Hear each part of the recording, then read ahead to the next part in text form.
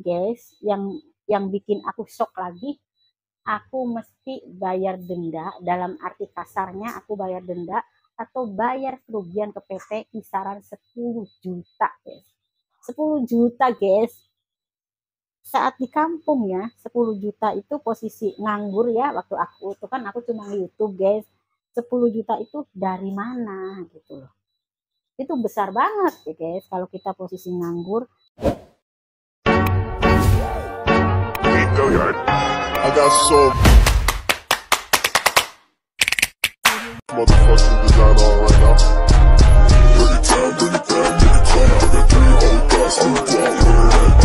Selamat pagi, jumpa lagi dengan aku Riani 15. Kali ini aku mau nyangin bayem guys, sambil duduk manis dan bercerita sama kalian. Sesuai request ada yang tanya bagaimana cerita aku nyampe di IKN ini. Yuk ikuti terus ya guys. Kegiatan aku hari ini sambil mendengarkan cerita kenapa aku nyampe IKN dan bagaimana awalnya. Nih, di sini aku mau ceritain ya guys. Toksisnya sudah jatuh dan pecah. Semoga tidak mempengaruhi gambar ya guys. Nunggu COD toksis ataupun nunggu paketan dari kampung guys. Karena aku kesini tuh peralatan YouTube-nya tidak aku bawa. Nah, dimulai dari mana guys? Aku mau mulainya juga bingung. Dimulai dari aku berhenti nge-YouTube. Kan niatnya tadinya aku mau ke Taiwan guys. Semua sudah dipersiapkan. Dan aku juga proses ke Taiwan itu tidak gampang ya guys. Susah banget. Bukan karena kendala umur ya. Karena kan sekarang peraturannya tidak kayak dulu. Nah, dimasuk PT, medikal, ini itu gitu. Medikal aja udah 2 kali aku gagal guys. Karena tensi aku tuh selalu tinggi gitu loh. Kalau tensi tinggi itu dari zaman dahulu kala ya. Semenjak usia aku baru berapa guys, belum nyampe 30, aku pertama kali ke Arab itu unfit. Dalam arti karena tensinya tinggi, tidak mendapat ACC dari rumah sakit. Nah, di situ aku juga diet ketat. Di samping diet juga kan bos aku yang di Arab itu, majikan aku udah ngeburu-buru banget. Nah, zaman dulu kan guys, medikal apa tuh bisa dibelok-belok ya. Kalian tahu artinya, bisa dibohong-bohongin. Nah, aku berangkat guys ke Arab. Nah, kembali lagi kita cerita dari medikal aku udah oke, yang mau proses ke Taiwan. Nah, ada lagi proses teto. Teto itu proses untuk pengambilan visa ya ke Taiwan. Di situ kan prosesnya di Jakarta, pastinya biayanya lebih mahal ya guys. Di samping ongkos kereta, di sana juga ada tempat mes penginapan, belum biaya makan, dan itu semua kalau untuk proses teto kan orang kantor itu berpikir, oh ini prosesnya udah tinggal sedikit lagi guys. Kalau melangkah mah udah berapa langkah lagi, udah proses berangkat ke Taiwan. Jadi saat Teto ke Surabaya itu dikasih pinjaman alias kasbon sama orang PT. Termasuk tiket kereta, uang pegangan, buat makan, buat ini itu. Di Surabaya itu kita dapat kasbon. Alhamdulillah proses Teto di Surabaya itu berjalan lancar guys. Walaupun dua kali ya kita berangkat ke tempat Teto. Waktu pertama karena sudah sore waktunya, jadi kita nginep lagi semalam di penginapan yang pastinya disediakan sama PT guys. Nah, hari kedua berangkat lagi tempat Teto, alhamdulillah 7 orang termasuk aku itu lolos guys. Bahagia banget dong pastinya. Orang kantor yang mendengar kabar ini juga mengucapkan selamat, karena proses Teto itu proses yang benar-benar menentukan untuk bisa berangkat. Nah, setelah proses Teto selesai, langsung dong besoknya kita OTW ke Jakarta lagi untuk proses nunggu. Kalau kita kan taunya nunggu tiket terbang ya guys. Nah, untuk penunggu tiket terbang itu orang PT-nya bilang, kamu nggak usah ke Jakarta lagi, ke kampung aja, nanti kesininya siap-siap bawa koper semua, perbekalan untuk pemberangkatan kamu. Karena waktu itu sudah ditentukan guys, perkiraan tanggal berapa aku berangkat itu sudah ditentukan sama orang kantor. Dan karena majikan aku itu sudah ngeburu-buru, aku untuk datangnya kapan. Karena kan pasien yang mesti aku jaga itu membutuhkan perawat yang cepat. Kan ceritanya calon majikan aku itu belum pernah ngambil perawat. Nah, mereka itu mempercayakan aku, guys. 3 hari aku di rumah, 2 hari aku di rumah, orang kantor tuh telepon. Kalian tahu guys apa yang mereka bicarakan? Ada bicaranya itu seolah-olah aku melakukan kesalahan. Dan ternyata guys, dari akhir obrolan itu, orang kantor itu bilang aku tidak bisa berangkat ke Taiwan alias gagal total. Alias aku di blacklist di Taiwan. Nah, mendengar kabar itu guys, shock banget, aku lemes ya, jantung aku sudah tidak beraturan. Kalau mau pingsan mah mau pingsan ya. Pengorbanan aku dari ke PT, dari kalian tahu sendiri kan, bikin paspor aja aku prosesnya itu susah.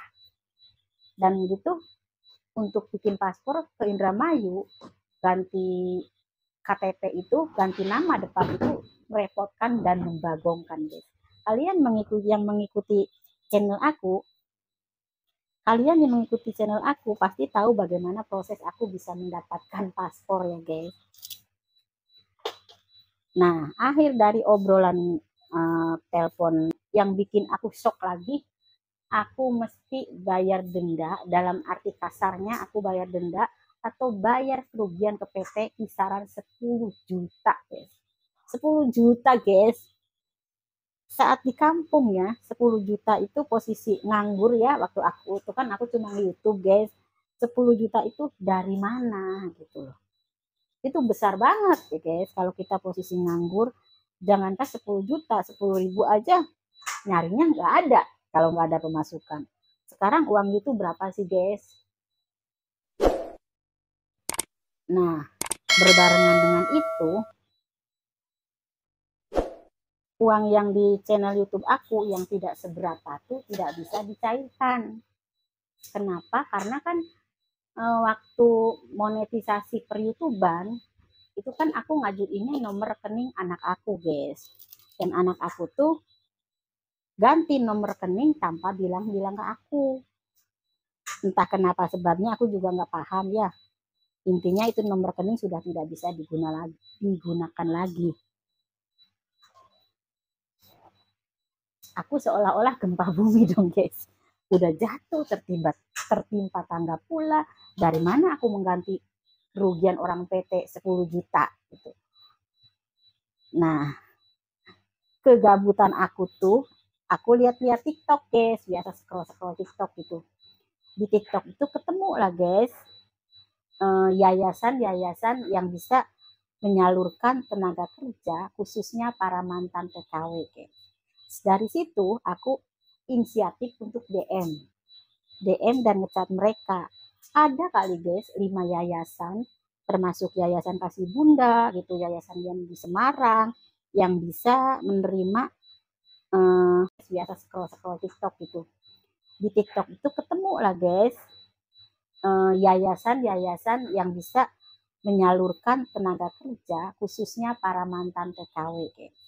Dari situ aku inisiatif untuk DM dan ngechat mereka. Ada kali guys 5 yayasan, termasuk Yayasan Kasih Bunda gitu, yayasan yang di Semarang yang bisa menerima keadaan calon pekerjanya seperti aku dengan umur dan keahlian yang aku miliki. Dari sekian yayasan, aku serak sama yayasan yang berada di Kalideres guys. Itu yayasannya namanya Paumu Mandarin. Karena dari yang lain yayasan yang udah aku chat ya, udah connect di WA itu, rata-rata mereka itu satu dia minta uang masuk uang masuk itu bukan berarti kita bayar cash ya guys. Itu uang dengan dalih pelatihan. Ada yang minta 5 juta dibayar dua kali untuk gaji pertama dipotong gitu loh. Ada yang minta 3 bulan. Ya tergantung para yayasannya ya guys. Dan aku protes dong. Kenapa mesti pelatihan? Karena kan aku sudah pengalaman. Jompo oke, masak oke, gitu loh, ngurus bayi oke. Tapi tetap guys, orang-orang yayasan itu meminta syarat seperti itu. Dan itu juga beda-beda, misalnya job masak, mesti mesti pelatihannya apa. Nanti kita tuh dapat sertifikat guys, bahwa oh ini sudah lulus dari pengujian live kali ya guys. Untuk umur-umur yang masih muda, yang produktif, aku saranin sih ikut ya, karena pelatihan itu bagus dan sertifikat itu guys kuncinya. Kalau kita sudah memiliki sertifikat, kita itu diambil sama para majikan itu ada sedikit standarnya guys. Standarnya lebih tinggi dengan gaji yang lebih tinggi. Seperti para pengasuh-pengasuh anak artis, mereka kan dari yayasan dan bersertifikat. Kenapa aku tidak ikutin sertifikat? Pertama, ya emang aku lagi butuh uang dadakan guys. Ya biasa guys, emak-emak gaul kan setorannya banyak. Jadi aku tidak mengambil yang jalur sertifikat. Aku mau ngambilnya yang jalur gampang-gampang aja deh. Begitu kerja sebulan dapat gaji guys. Nah aku klik banget dengan Yayasan Paumu Mandarin guys, yang berada di Kalideres, yang nama pengurusnya Cida. Udah gitu orangnya baik banget guys. Kelebihan di yayasan aku itu tidak potong gaji sepeser pun, tidak ada syarat yang tidak ada potong gaji sepeser pun, dan tidak ada penahanan dokumen ataupun uang yayasan ataupun ini itu. Cuman kita punya modal untuk datang ke yayasan, punya uang untuk ongkos, dan bila keluar dari yayasan ataupun kita nih guys hari ini dapat job, kita itu mesti pakai dana pribadi ke tempat kerja. Kalau bosnya baik ya, uang ongkos itu diganti, kalau enggak ya sunyah guys. Itu aja syaratnya. Tidak ada penahanan KTP ataupun KK, yang penting fisik kita sehat. Kan aku basicnya masak, jadi kan ditanya guys, minta foto-foto masakan. Dan kebetulan waktu itu kan aku lagi YouTube guys, jadi aku tidak menyimpan foto masakan satupun.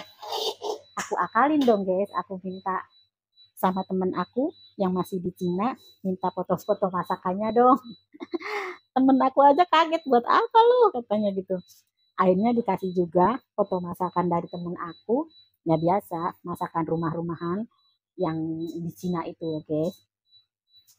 Nah akhirnya foto-foto masakan aku itu diterima, dan aku ditunggu kedatangannya di yayasan. Juga nggak terlalu paham ya, jadi kan pabrik baru sama pabrik lama itu disatuin guys. Jadi kita pabrik lama itu mestinya ngekor ke pabrik baru yang tempatnya lebih besar gitu, lebih bagus. Jadi kan tiap-tiap koki itu membawa 2 OB gitu loh, 2 asisten koki, juga 2 bersih-bersih gitu loh. Dan koki yang lama itu bilang ke pendamping aku, katanya nggak mau kerja bareng sama koki sama aku nih, kata si ibu katanya. Dan hal itu dibicarakan ke aku dari anak OB itu.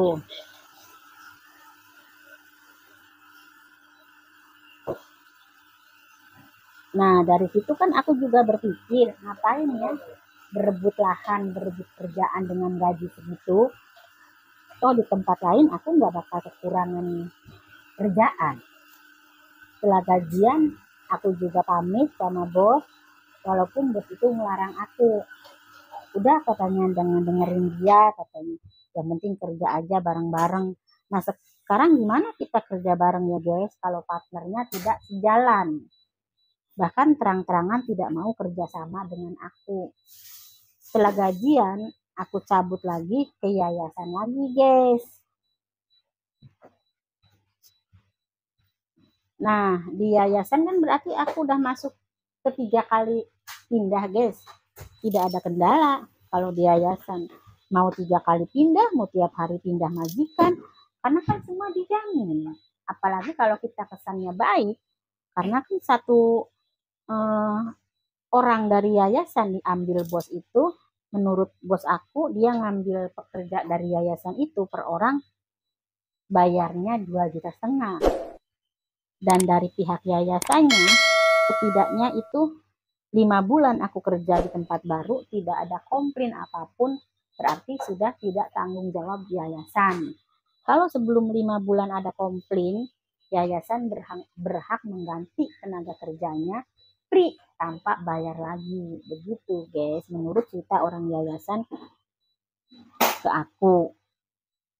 Nah, di pabrik ketiga itu aku bertahan lama, guys.